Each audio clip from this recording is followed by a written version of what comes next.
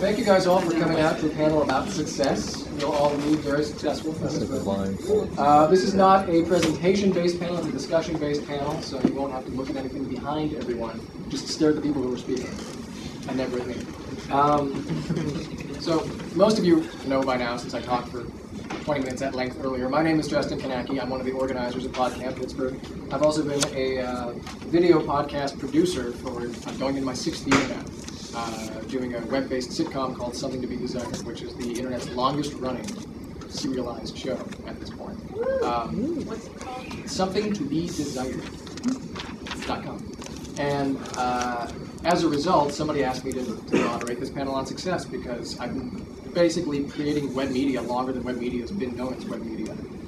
The show that I've been doing has predated iTunes, predated the ability to watch video on a mobile device. When we started out, there was no way to find our show, and somehow we've overcome all of this to become moderately popular, which is a good thing. So that brings up a question, though. What determines success for you? Are we successful just by existing as a web media source for 6 years? Do you need to be able to make a profit to call yourself a success? Do you need to hit a certain audience count to be called a success? And really the answers to these questions are pretty open because it depends on what your goal is coming in. So part of this session is also helping people define what is your goal as you either get into social media for the first time, or if you've been in it for a while, is it working for you? What do you need to change to make yourself a success in your own mind?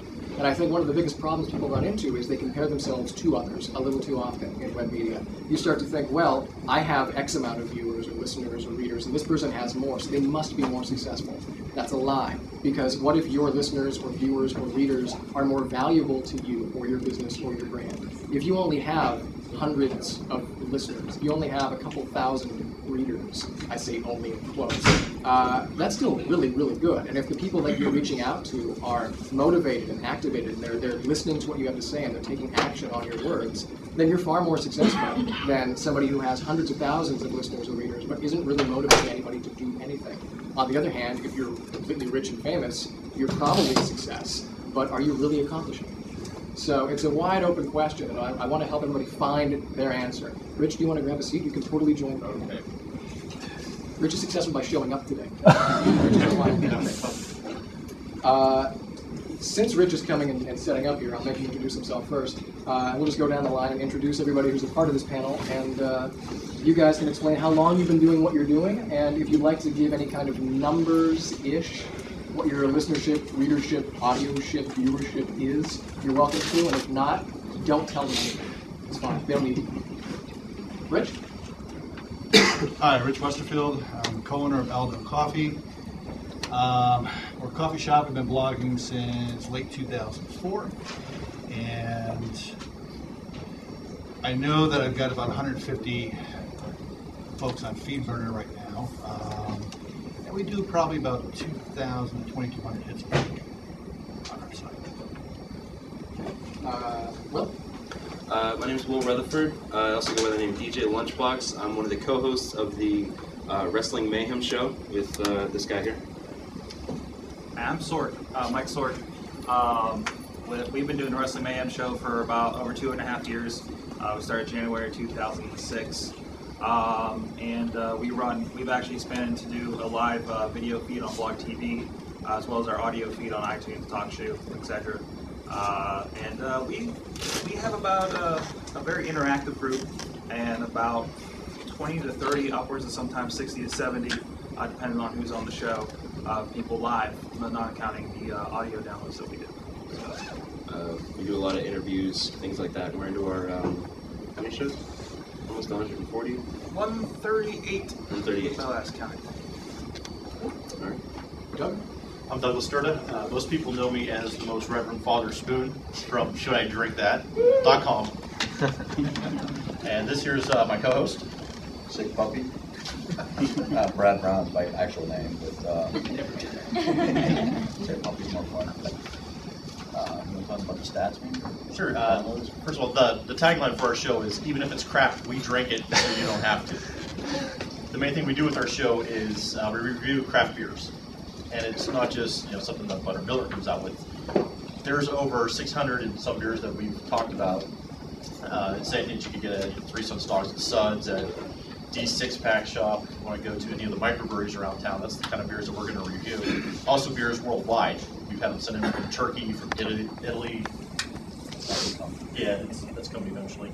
But for our listenership, we average about 3,000 downloads per show. And we've had 44? Yeah. About 44 shows so and far. When did you guys start, Doug? We started Cinco de Mayo, appropriately, in 2006. So it's been about 2.5 years. Just by chance, we happened to start on that day. As a drinking holiday, what best way to start a drinking podcast? Cool. Rachel?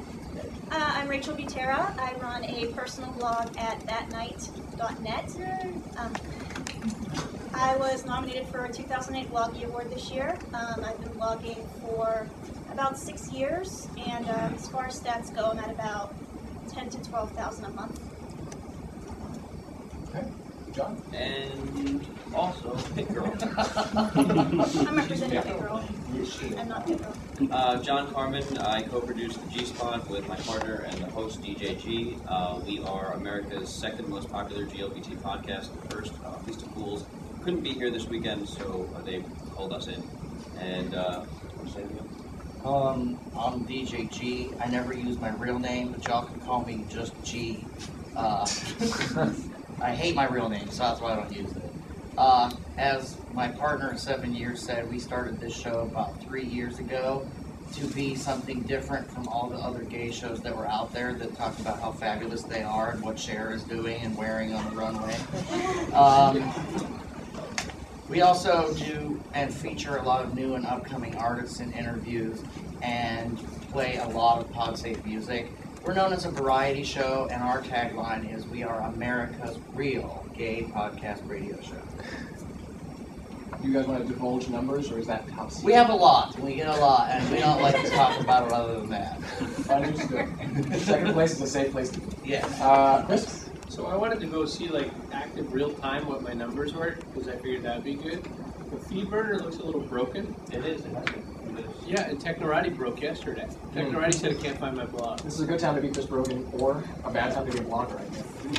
Feed burner numbers dropped a few days ago, I noticed. Yeah, 2 days ago and then today. So I'm Chris Brogan, and evidently Technorati doesn't even think I'm a blogger. But 2 days ago, before it didn't, I've actually just broke the top 100, so I'm the 85th most popular blog on the web. However, what's your ad age number? By the That's way, also no balloons fell from the sky. No one bought me a pony. I still eat peanut butter because I don't, I can't afford steak. So nothing happened there. Yesterday, when FeedBurner was working, I had 10,499 readers on my blog through RSS. Usually I get a lot less through the front door. Today, evidently, I have 6,000. So 4,500 people decided they didn't like me today, according to FeedBurner.com. According to Compete.com, last month I did better. I had 201,000 monthly unique visitors. This month I only have 186,470. So I don't know who you are, but I wish you'd come back. I've written over 2,689 posts on my existing current blog, chrisbrogan.com, but I've blogged for 10 years. None of this in any way makes me a success. So Chris is an example of failure.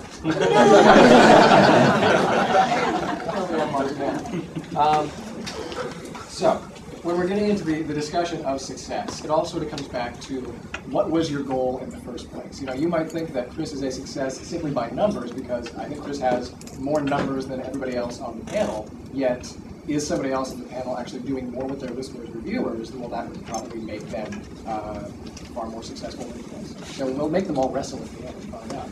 But Rich, one of the first things I wanted to ask you was, so you're one of the business bloggers here. How has using social media impacted directly your business, and how do you measure it? Okay. Excellent question. And in our case, we started our shop at the end of 2004, and you're buying a lot of equipment, you're doing your build-ups and everything like that.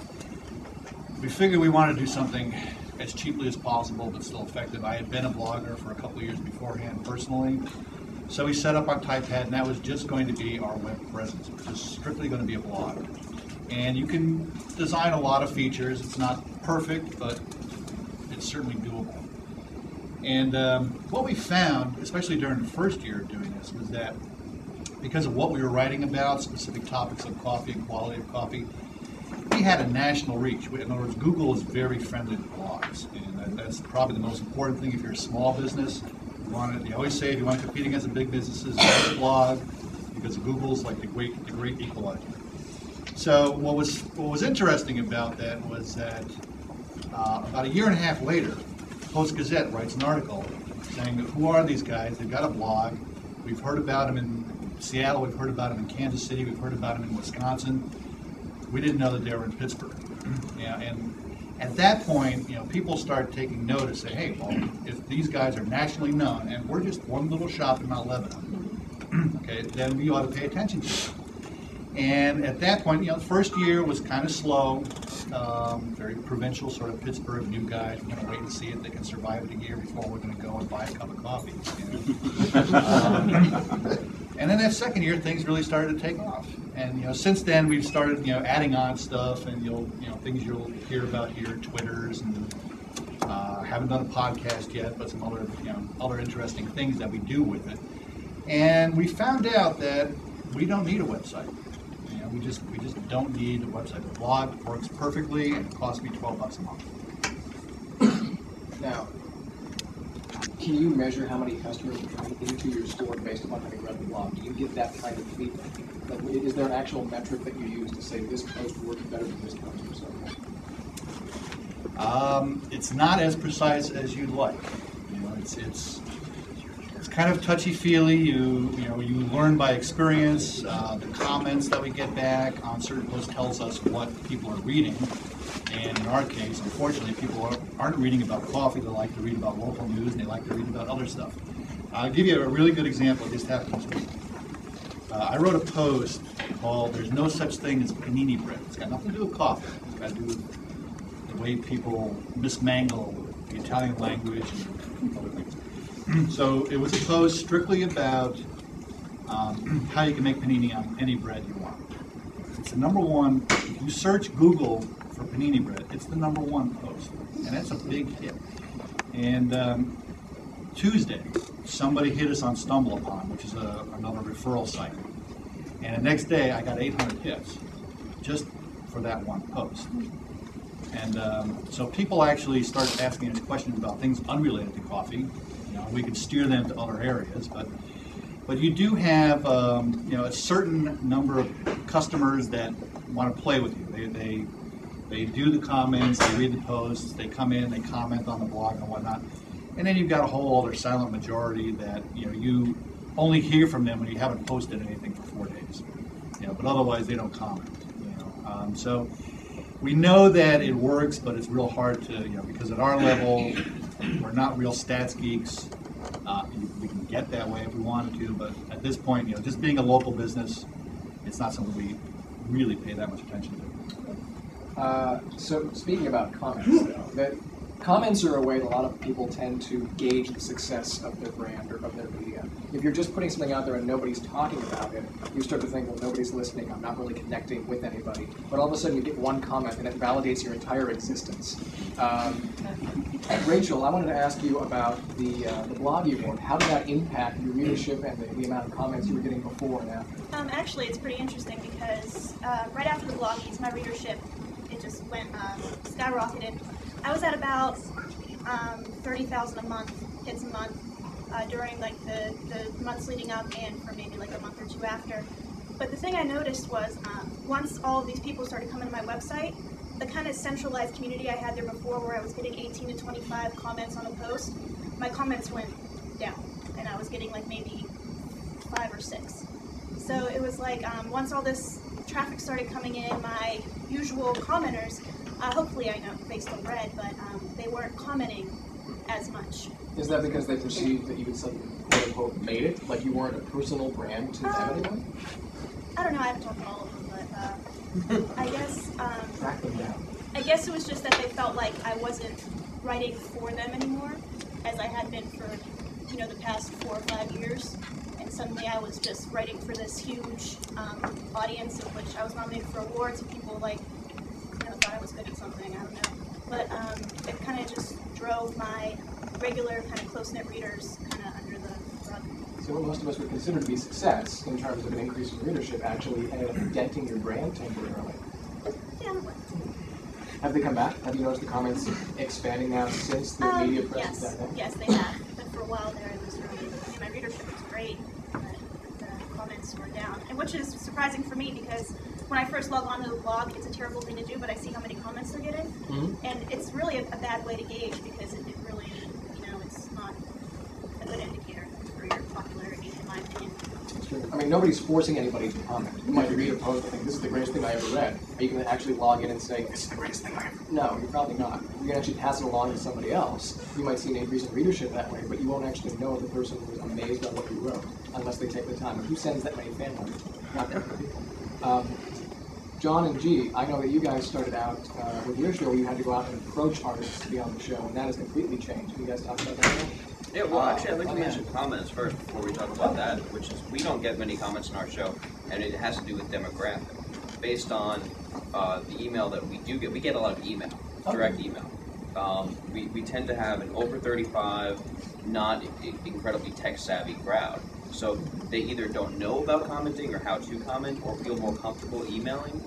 I think it's because we do a real show, and I mean, I just lay it all out there, and I think the listeners are really comfortable directly emailing me than leaving some obscure comment on a website that everyone can read, especially since some of our listeners write to me some pretty risque things that they may not want to have necessarily commented on our site about. But conversely, if you did a tech show, you're probably going to get a ton of comments because you have not only people who are comfortable with the medium, but you have people who are commenting for link backs back to their site. You're going to have other podcasters. And our show doesn't have a lot of readers who are also podcasters, bloggers, and have their media, so they don't care about that. What was your original question? The original question, though, is that when you guys started out approaching musical artists, who is this podcast? Why should we be a part of it? And suddenly, since their numbers have taken off, that entire structure has changed. Well, what started out for us is there was a lot of other gay shows that were doing a lot of the stereotypical, like, hey, dance party kind of thing going on or whatever. And I wanted to approach not only gay artists, but gay-friendly artists as a venue to get their music played, because it's really hard for gay artists to break out into the music industry. So I just started searching around MySpace, and I would just, hey, want to come on the show, want to come on the show, want to come on the show. Not that I didn't do it for selfish reasons either, because I kind of did to get, lure people in and give my show some content. But as the show grew, more and more people were receptive because artists would come on the show and then all of their fans would listen to that interview and then that blew up and everybody seemed to like that. And as it got more popular and other artists started to share their success on coming on our show with other artists, it just ballooned into a thing where now we have artists contacting us constantly. It's hard to squeeze them all in, actually. Mm-hmm. Has that been the same for the Wrestling Mayhem show as well? Do you guys follow a similar pattern?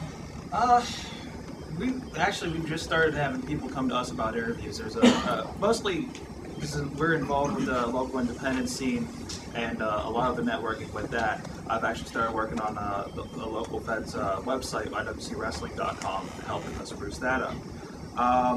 But yeah, we just recently had an email from a guy that was involved in the Jake the Snake Roberts situation that was on TMZ. Oh. And I got an email the next week. He got hijacked by Ray Dudley, who's in TNA, and on a I think it was the Buckethead show in Orlando or something. And he was angry and wanted to spout off about it. So you guys became a vessel for somebody else to make a statement. He basically asked for a venue to vent his frustrations, so we gave it to him. Mm-hmm. How'd that work out for you? Pretty well, actually. It was, I think we were the second show after the Bucket show or whatever it was to have that actual news there. And it does now. When you start to get larger names on the show, how does that impact your numbers? Does that make you more easily findable? Do they stick around? Every time we get a larger name, we've had a couple of the American Gladiators and a few professional wrestlers who've been on TV, and we always see a little boost in our numbers that just, it's kind of like an uphill climb, We'll get a big boost, and then a few of those listeners will stick around, another boost, a few listeners will stick around. And we've had several listeners that have come to us and then have not listened and said they've started listening again for whatever reasons, be it through schedule and whatnot. But a lot of times that they get involved, they're involved for the long haul. Like you guys are a sticky show. Yeah, we see a lot of the same faces in that chat room every week, and sending emails in every week. Like them, we get mostly email responses. Yeah. Okay. And there's certain people that have done that and become part of the show. Like our one friend in the Bronx started as a guy that wrote into the show every week, and now he's a part of it. Like he calls in just about every week. We've gone out up and visited him and done a show up there. And, we try and put a premium on whoever listens to the show. We encourage our fans to write in, participate in the show. We'll read their emails, answer their questions. We do about a 2-hour show, and generally the second half is all fan content. So Now, for the Should I Drink That guys, and when it comes to numbers, you guys have been doing this for a while now, where you have, I guess, a track record that you can check yourselves against. When you guys are making a new show, how closely do you pay attention to the numbers to see, is this in our ballpark? Is there a spike? Is there not a spike? Do numbers mean a lot when you guys are putting out a new show? I don't know, for me, the numbers really don't mean anything. Okay. And if that's the case, then how do you gauge if a show was successful? When we get free beer.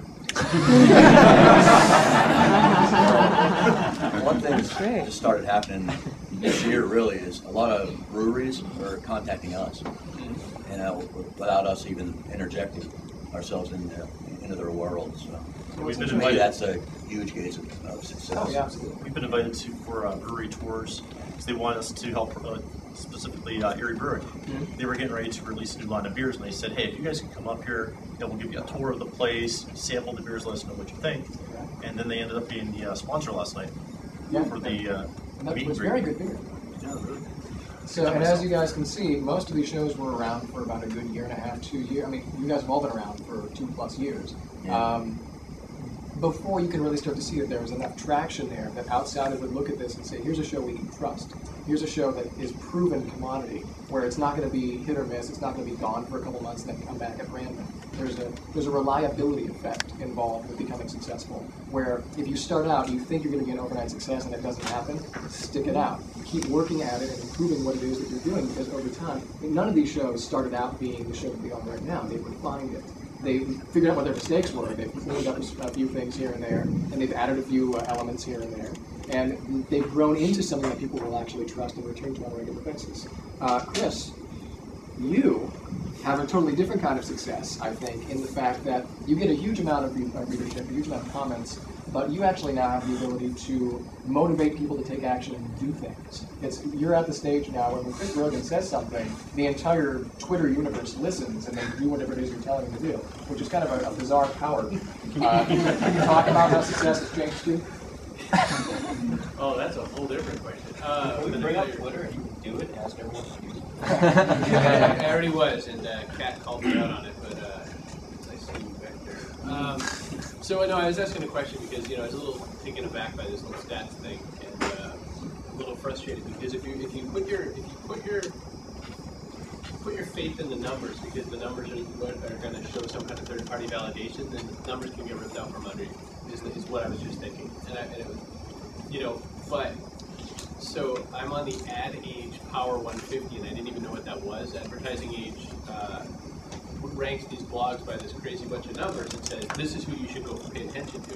And I didn't even know it existed. I honestly didn't. And somebody said, how come your blog's not on there? And I said, I don't know. And like all bloggers, I don't read. So I didn't actually see the thing like how to submit your blog to it. Or I should say like all Mac owners too. We just turn them on and they work.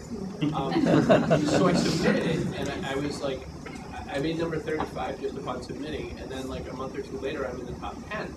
So suddenly, people who read that magazine who care about that kind of thing were like, holy crap, who's this guy? I've never even heard of him. And then I got business. And that was the part that was cool, was I got business. The number didn't matter, rat's ass for me. But now, a lot of and by the way, Erie Brewing Company thing, awesome. And that's just so awesome. And those are the successes I want to see happen more and more. So I kind of want to answer your question, but I'd rather answer a slightly different question. No, take it where you want. And yes, by the way, that's my goal now is to raise armies, because there's only one of me, and I can't see. And I need more of you. So my goal now is raising armies, because I figure if I can get you doing cooler things, then it's a network effect. And in 2009, 2010, because of the way the economy is going right now, if you don't pump together, a whole bunch of you won't be at Podcamp next year.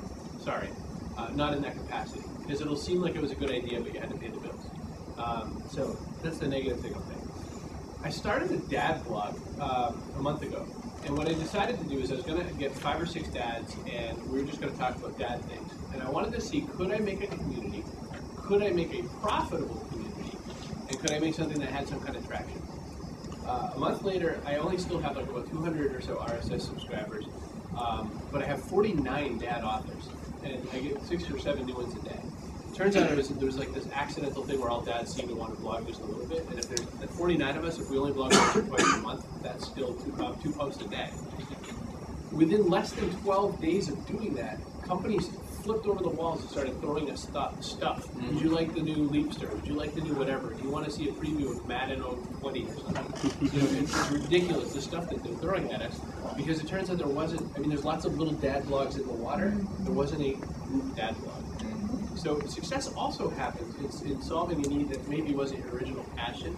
And so that to me is a success, and I have nearly nothing to do with it. I launched a blog, edited some CSS files, and got a bunch of ridiculous people to write why they like being a dad.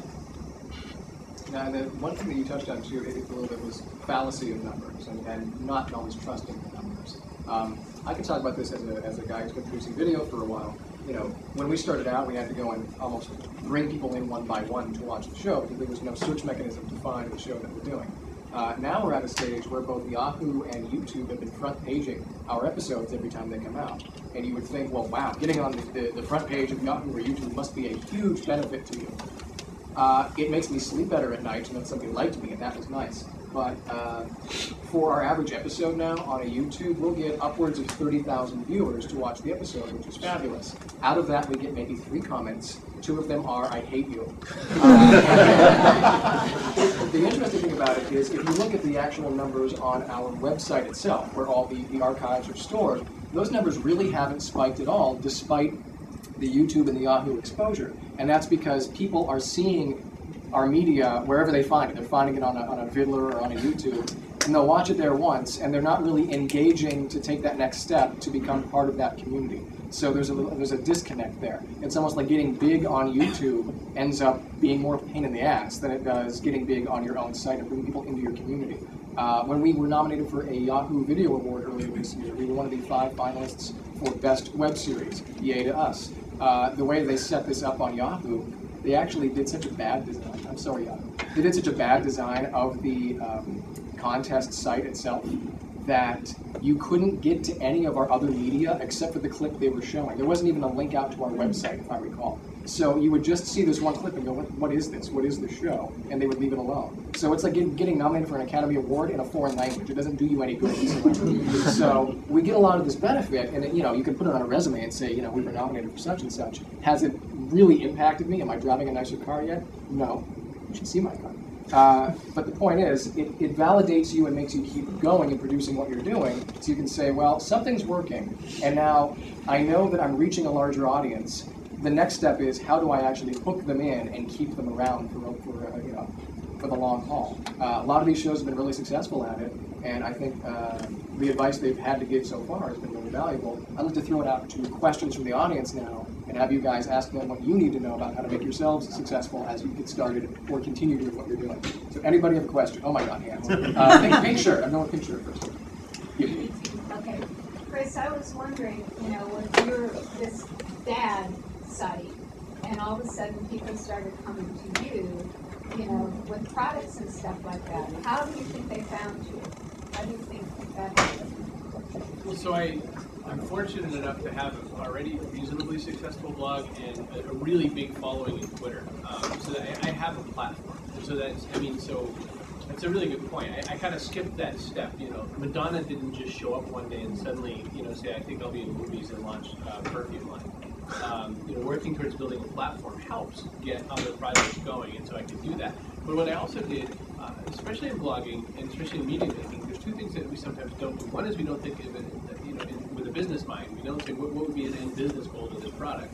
And my end business goal to that product was a platform for dads, because there's so many for moms that I figured it just had to work, and I was right. I'm so rarely right. And I can't eat a Leapster, so it still doesn't count as much. But I try. But the other thing, the question of a platform was part of the success of all these things, and what Justin's been able to do in all these guys. Is once you get that platform started, you can launch and try and experiment with lots more things and get that to run. So the answer to how I got Databatic to run was that I had something going first. I know that if I launch my next project, which will be another Google blog project, I know that will also launch nicely. Where it'll go, I don't know. Okay, next question. I know we had a few hands earlier. Adam? This is like a general question. How long would you guys have kept doing what you're doing? Now, you obviously like, what you're doing. How long would you have kept doing that if it was a complete failure? And you had like 3 viewers, Because it does take time, effort, money. I know for us, when we started Should I Drink That, it just started out because we both love craft beer and we're both geeks. We figured, what the hell? And we drink together a lot too, so we figured why not record it? We said from day one, if we have 5 listeners, we don't really give a shit. We're going to keep doing it anyway. It's just, we love doing it, so. I think it's 6 Before anybody else jumps in, one thing to keep in mind here too, guys, is every one of them started doing something that was natural to them, was native to them. The wrestling guys like wrestling, whether they're going to blog about it or not. Our story is exactly the same as the Should I Drink That guys. We just wanted somebody to talk about wrestling with. Yeah, we actually had a little bit of base because I was running a Shellcast streaming server on one of my other sites, westernpajuggalos.com, and I would just sit there after Raw because I didn't have a job yet. Out of school, and would just talk about wrestling for a while and play some, Juggalo music. And then I ran into him at a party, and we're like, let's talk. And it turns into like the Mayhem show. If we weren't sitting there in front of a microphone discussing, like we have this exact same discussions just sitting around. Yeah. Like we'll probably have the same discussion like at lunch about just see what happened on Raw last week. We'll sit and watch pay-per-views, and every time we think, well, why don't we just sit down with a microphone and record this? And that's what we did. And that's pretty much. So we would probably just do it to entertain ourselves, like from then on. And it was nice that we still we already had that base of like 10 or 15 minutes going into it that we're already listening to it before we turn this into a podcast that was more expandable. Right. So. For me, I'm self-conscious about the way I sound on the show anyway. Like I cannot go and listen to my show because I think I sound absolutely ridiculous. So when I record, I always feel like I'm talking to just one person anyway. I have like some stuffed animals that I talk to in the room, and so I always just figured I'm doing something different than a lot of the other gay shows are doing. So even if I reach one person and help one person to be a better person, then it doesn't matter who else is listening. Fortunately, fortunately it's not been that way, but I just treat it like I'm talking to one person anyway, so to me, I don't feel like I'm talking to a lot of people. Even now, because there's a lot of people. Yeah, well, even now I like try to focus on one face, and I can't do it because there's so many people looking at me, and I feel really weird about it. Because at home in the studio, nobody's looking at me. 3 of them are stuffed animals. Other questions? Say, if I can add something, okay. The Wrestling Mayhem show is not the only podcast I do. I do a WPAJ interview, which musicians, and we're expanding, doing some other stuff. I also do something called the Crapcast for my one rap group, which literally does get maybe 5 listeners a week. So, and it's about 7 episodes in. It's not as consistent as the Mayhem show. It's not weekly. It's whenever I can get the other guy on the phone to record something. But we still keep doing it because it's fun to do, and it's one of those things that you gotta build on to turn that corner. If you don't keep doing it, you don't know what's going to come along the line. It may take you a year of just doing it and practicing and just refining it. And we're thinking of ideas of things to add to it, people to join in. He's been on the show a couple of times. Josh in the back there has been on the show a couple of times and added to it. I've even been on your show. Yes. Me too. All right, let's open up. We got Chris. You have a One question? quick line. It took me 8 years to get 100 readers. I started blogging in '98. It took me 8 years to get my first 100 readers. So those are the first 100 people that read any blog. I have 2 questions, and if you would indulge me, I would love to hear each one of you represent your brand, because you have that. And what started as a passion is truly a brand. I would love to hear what you think your brand is. and how it may have changed, especially Rachel, because it sounds like yours definitely did, and it was very successful for you. So I would love to hear just a quick two-liner. Respect and fun with the wrestling industry that isn't respected anywhere else. Violence and fan interaction. Good coffee, good people, good place. Chris? Be helpful. That's mine, that's me. My thing is we're all not limp-wristed sissies. We have a lot of other things to talk about rather than just, you know, how fabulous we are and what Cher is wearing on the runway. The name says it all. America's Real Gay Podcast. Exactly. I think for us, it's spread the word of good craft beer. That's all we really intended to do in the first place. So. We're the guys you want to drink with. I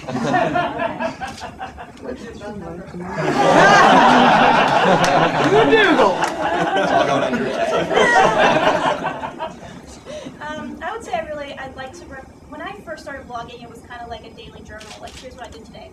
And I saw I got more of a response when I talked about my city and specific things like that. Your city being your Pittsburgh. Pittsburgh, yeah. I born and raised in Pittsburgh. I left once, and that made me, when I left for college, my first year, I was like, I gotta get back to Pittsburgh. That's when I really started appreciating the city. But I think besides that, I kind of, I'm really particular about my posts. Otherwise, I'd love to post every day, but I think that if I don't have something good enough, then I'm not gonna post. Which, you know, is something, I'm not saying that's the way to go, because people get along great, not kind of editing so much with grammar, but I kind of want to make it seem more like the reading of a novel, rather than a daily journal. I want to keep a story going, I want to do things that relate to each other, and I think that's helped me a little bit. Which is, this is a good point to make, though, too, is Rachel doesn't feel pressured to make a new post every day. And that's one of the things that bloggers often hear is you've got to be consistent every day. Something has to be there. You never know when the Google will find you. Rachel has decided to be her own quality control. She doesn't have something to say for a week. She'll pause until something amazing enough to write about happens. And it's worked for her. She was nominated for an award for it. So if that's working for her, it can work for you as well. Don't feel that pressure to put up, you know, something that happened just so you've got to post for that day. Because the reverse action of that is people start to read your blog and it seems very uneven. And they say, oh, okay, there's like one or two good things here and the rest of it's pretty much crap. You want to make sure that you're putting out a high quality amount of work, whether it's blogging, podcasting, whatever it is that you're doing. Well, can I answer that? I mean, there's a difference between blogging for quality and readership and blogging for search engine optimization for your brand. If you're just trying to draw traffic in, blogging every day, even if it is semi-crap, is going to draw traffic to your brand to sell them something. Which goes back to your definition of success, too. Are you going for the numbers or are you going for an engaged audience? So again, that depends on what everybody's getting into. But of the shows here, I don't think we have a daily show. We have Wrestling Mayhem, you're weekly, we're weekly. You guys are what, monthly, bi-weekly? Bi-weekly. Yeah. Bi-weekly. So, Rich, do you blog every day? Almost. Okay. I mean, this guy blogs 5 times a day. Yeah, Brogan has to, though. He's under a contract. Anything else we have? Yes?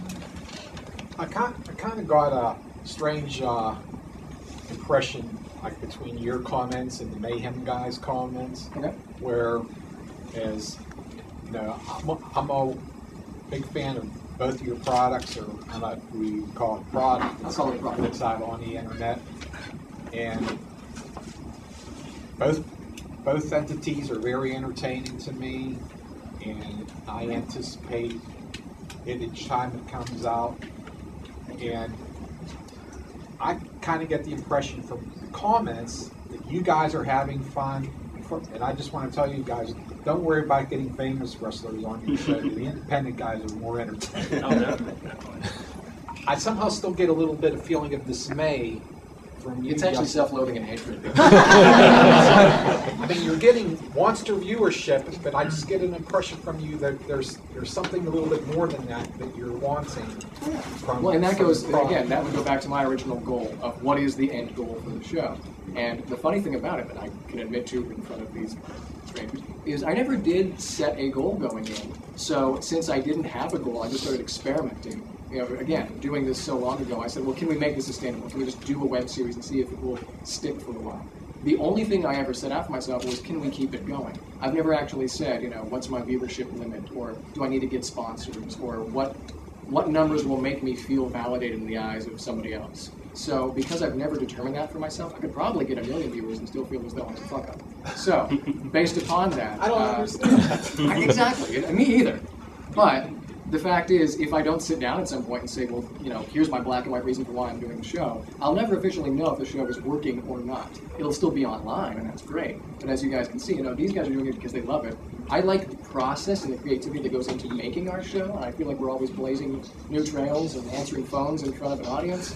But because I haven't come out and said, by X date, I must have this many viewers paying me this much money, I can never say, well, okay, the business plan's working. I should make a business plan, which is one of the sessions coming up next time. So, yeah, you're right to say that I don't know if I'm working at my optimum level or not. I mean, is your goal for like somebody from Disney or something, or some big company to call up just in time? Gee, I've seen your work on the internet. I think you would be a good person to produce. I can make this comment. Yeah, I can make the one comment, which is I've seen a lot of shows that have come around since we started get production deals from major Hollywood players. I don't know whatever happens to some of these production deals, but they happen. And every time it does happen, there's always a question that goes up in the back of my mind, like, we've been doing this for so long, we have actually larger viewership in some of these shows. Why are other shows that have been around for a shorter amount of time and maybe aren't as high quality as ours is getting production deals? So it makes you wonder, am I doing something wrong? It makes you wonder, am I not putting myself out to the right audiences? So this goes back to redefining the goal and redefining the way in which I manage my time producing the show. Because the secret of our show is that we've got, I think, 15 to 20 active cast members right now. So I spend most of my time scheduling and producing the show. I spend very little time promoting the show. So whatever's in place right now to promote the show, that's all I've got time to get out there for. So if I'm missing something out there that I should be doing, it makes me think I have to go back in and reevaluate how I'm spending my time on the program. Whereas you guys have had a fabulous success with your audiences talking about the show to other people. Word of mouth works very well for craft beers and for the wrestling show. We're a serialized fictional show, so it's hard to tell somebody, go watch this show. There's 8 hours of content online, it's 6 years long, it's got 45 recurring cast members, and it's really complex. Have fun. It's a hard sell to make compared to some of the more easily compartmentalized shows. So, and again, is that a mistake I'm making? Possibly. I could tell you if I knew what my success rate would be. I don't know. So, and that's why I'm hosting this thing, so I can do it. It goes back to what he said about what your definition of success is. I think our goals, like I said, for the show was we wanted somebody to talk about wrestling with and enjoy it. And we've achieved that goal, and I think we continue to achieve that goal. Everything else becomes secondary. So. And really, within the past 6 months to a year, having people comments like that, and we've gone to these local wrestling shows for almost 2 years now or so, and people are starting to come up to us like, hey, Mayhem show, what's going on, and talking about the show at the other shows. And that's kind of our limit of success right there. Yeah, we're consistently surprised by things that we come across. I mean, we could shift our goals and try and increase listeners and increase traffic and everything like that, but we enjoy the path we're on right now. To receive those comments and to be respected by the guys that we look up to in the industry, that have really become friends that are wrestlers and are across the country. It's amazing. It's also led us to be able to do a lot of outside venues, like AIDS benefit shows at different bars and stuff like that, that we would not have had the opportunity to do if we didn't have a show going. I see by our time that we're getting into the break period. I know lunch is coming up and we're all probably starving. So let me take one more question from the audience, and then I want to have everybody here, you guys can start to sum this up.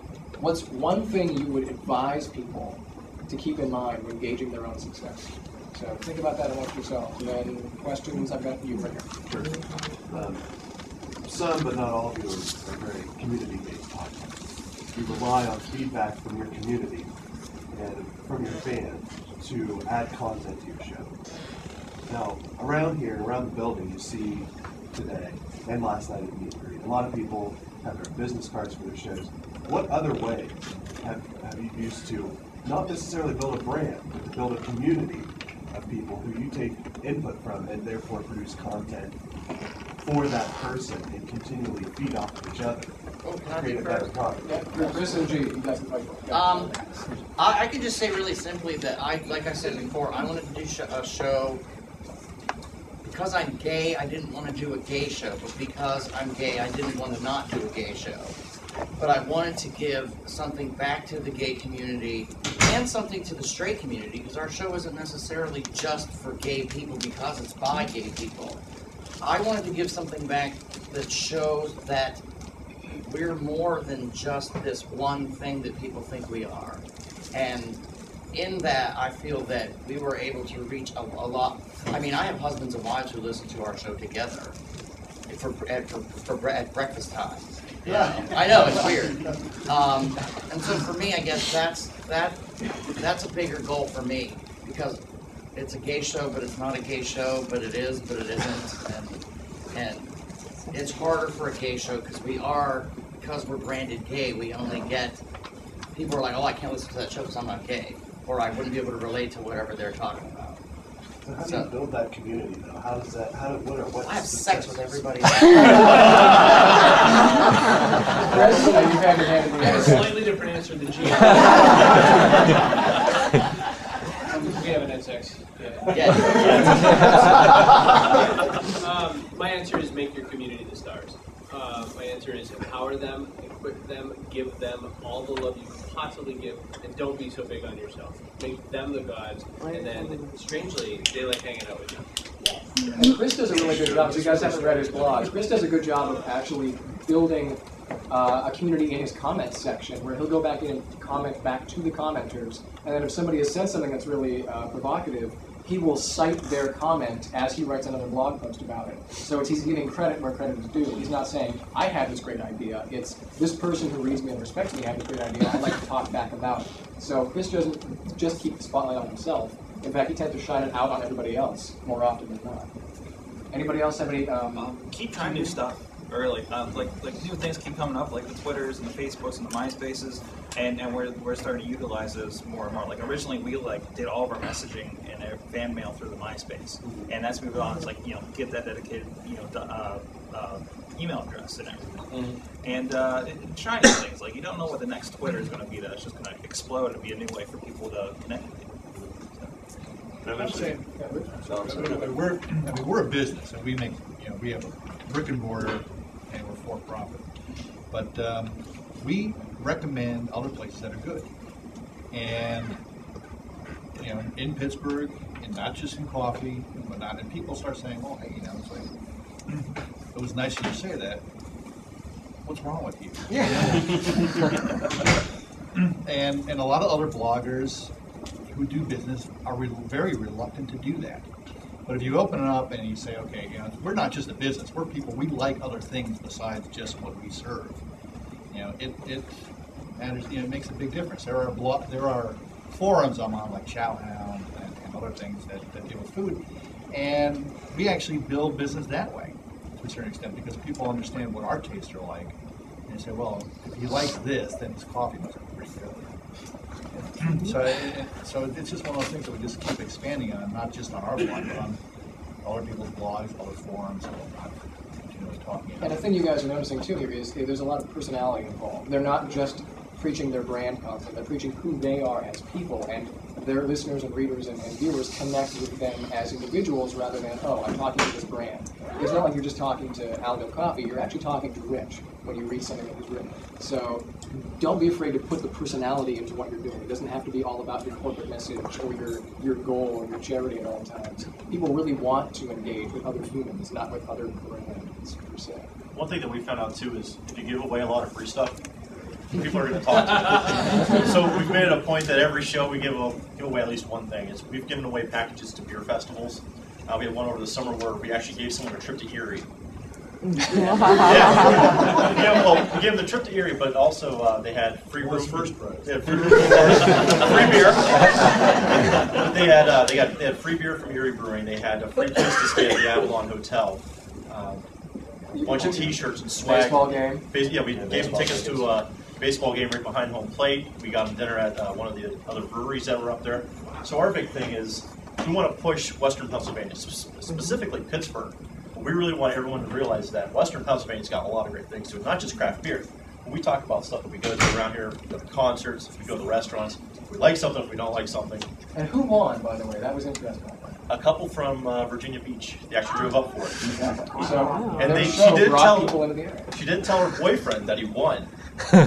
She got a hold of us and she's like, I want to make this a surprise. So he woke up one morning and she said, get in the car, we're going on a trip. And next thing you know, he was in Pennsylvania. So. That's happened to me a lot. So, folks, can I ask you now for your final thought? What is one thing you would suggest as far as these people gauging their own success? Any advice? And I can start with Chris at the end.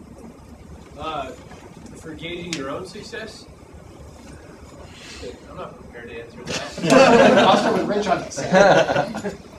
I would say if you enjoy doing it and you make some friends doing it, it's a success. Whether it's profitable or not is a whole different question. Sure. That's essentially right. If you enjoy what you're doing, then it's going to have legs and you can keep doing it. And if you meet new people, and you're here at Podcamp, so you win. Reach for the stars, but don't expect to get there. Don't be your goal, but strive for it. Really. That was beautiful.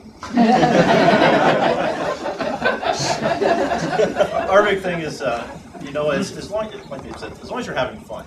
Once this becomes a second job that you're not getting paid for, and it's usually time to stop. We've both agreed that once we get tired of drinking beer, we're in the hospital for something. That's probably going to be, should I drink that? But once it becomes such a hassle that we're just not having fun anymore, then really, what's the point? Right. We said that from day one. If one of us gets out, we're both out, that kind of thing. So. I think one of the hardest things for me to overcome, and probably the biggest advice I could give, is to take yourself seriously. One of my biggest pet peeves, I think, with reading other bloggers, and I'm a blogaholic, I read them all day, but one of the biggest pet peeves I have is, if someone gets a news interview in their town, which is really awesome, they'll say, oh, my husband made me post this. I think that you need to kind of, not have an ego, but really when you can start taking yourself seriously, other people will start to take you seriously, and they'll see that you don't have doubt in your abilities. It really is. So don't be ashamed of your success. Right. Okay. I would say to measure yourself relatively against your past numbers, your past success, rather than against someone else. Even someone who's been blogging for a year shouldn't necessarily have the same success as you do. So just measure yourself against yourself and see what works and what doesn't for you. I was going to say what everybody else said, which was you gotta really love what you're doing, but actually I'm going to say the opposite of what you said. All of us started this because we're kind of a little egotistical in the first place, and I measure my own success.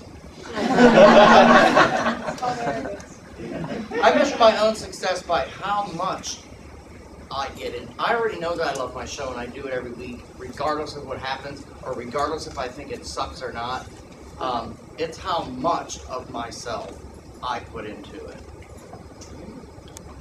I got an answer. Ask Twitter. No, it's about the math. And what happens is, how do you measure your own success? Would start with how did you know where you were going? And like, if you get in your car to go to the grocery store and you wind up in Vancouver, you failed. So you need to kind of set a goal out there and see if you can get it, and try a bunch of different goals for a while and see what happens. And that's how, with Rich, we were just talking the businessization of this. If you're doing this as a business, you can't just always throw everything in the air and hope something lands on the good side. So set a goal and aim for it and see what you can do to make that goal happen. Well, thank you guys all for great questions. If you have any more questions, it's lunchtime now, so tap into these people after they've eaten. And thank you all for coming out.